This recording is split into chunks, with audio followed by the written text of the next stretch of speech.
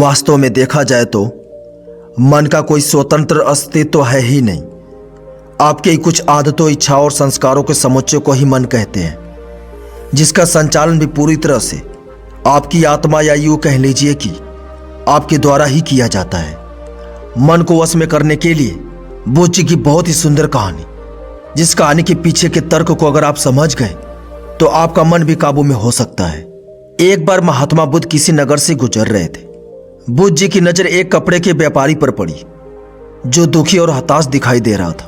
बुद्ध चलकर उसके पास गए और पूछा कि बंदे, तुम इतने उदास क्यों हो? अगर तुम मुझे अपनी चिंता का विषय बताओ तो मैं तुम्हारी कुछ मदद कर सकता हूं। कपड़े के व्यापारी ने बुद्ध को प्रणाम किया और उनको अंदर बुलाया। उस व्यापारी ने कहा कि जब से मेरी पत्नी की मृत्यु हुई है, तब से मेरे घर पर मेरे छोटे बेटे की देखभाल करने वाला कोई नहीं है। इसलिए मैं हमेशा इसको अपनी दुकान पर लेकर आ जाता हूं, लेकिन मेरी दुकान पर आने वाले हर ग्राहक की पगड़ी को उछालकर फेंक देता है। कभी कभी उनका झोला उठाकर भी बाहर फेंक देता है। मैंने इसको बहुत समझाया, डांटा, लेकिन यह नहीं समझा। इसकी इन हरकतों की वजह से मेरे सारे ग्राहक खुद को अपमानित मानकर वापस चले जाते हैं। बुद्ध बोले, मैं तुम्हारी सहायता कर सकता हूं, पर तुम मुझे वचन दो कि मैं जो भी करूंगा तुम उसमें दखल अंदाजी नहीं करोगे, ना ही कोई प्रश्न करोगे। व्यापारी बुद्ध को वचन दे देता है। अगले दिन बुद्ध एक पगड़ी पहनकर आए और एक ग्राहक की भांति आकर बैठ गए। व्यापारी का बेटा आया और बुद्ध की पगड़ी को उछाल फेंक दिया। महात्मा बुद्ध मुस्कुराए और कहा कि बहुत अच्छा, जाओ बच्चे, उस पगड़ी को वापस लेकर आओ। वह बच्चा दौड़कर गया और पगड़ी वापस लाकर दे दिया। अगले दिन बुद्ध एक कुल्हाड़ी और एक लकड़ी लेकर आए। उस लड़के ने फिर से उस पगड़ी को उछाल दी। बुद्ध ने उस लड़के को कुल्हाड़ी और लकड़ी दे दी और कहा कि जाओ, इस लकड़ी को काटो।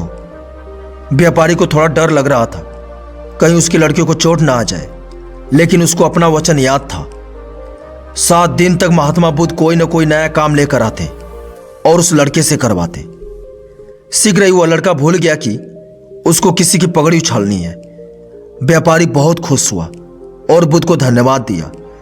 दोस्तों, अगर हम अपने मन को अपने हिसाब से काम नहीं करवाएंगे तो मन अपने हिसाब से काम करेगा।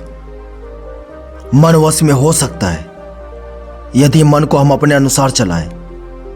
मन 2 तरीकों से काम करता है। पहला, मन अपने हिसाब से काम कर सकता है, या दूसरा, मन को हम अपने हिसाब से काम करवा सकते हैं। बुद्ध से मिलने से पहले उस लड़के का मन और दिमाग अपने हिसाब से अनियंत्रित रूप से काम कर रहा था, लेकिन बुद्ध ने उस लड़के को अपने अनुसार काम करवाया, जिससे उसकी आदत ही बदल गई। दोस्तों, हमें बहुत जरूरी है कि हम अपने मन को अपने हिसाब से काम करवाएं, नहीं तो अपने हिसाब से काम करने लग जाएगा। जय हिंद, वंदे मातरम।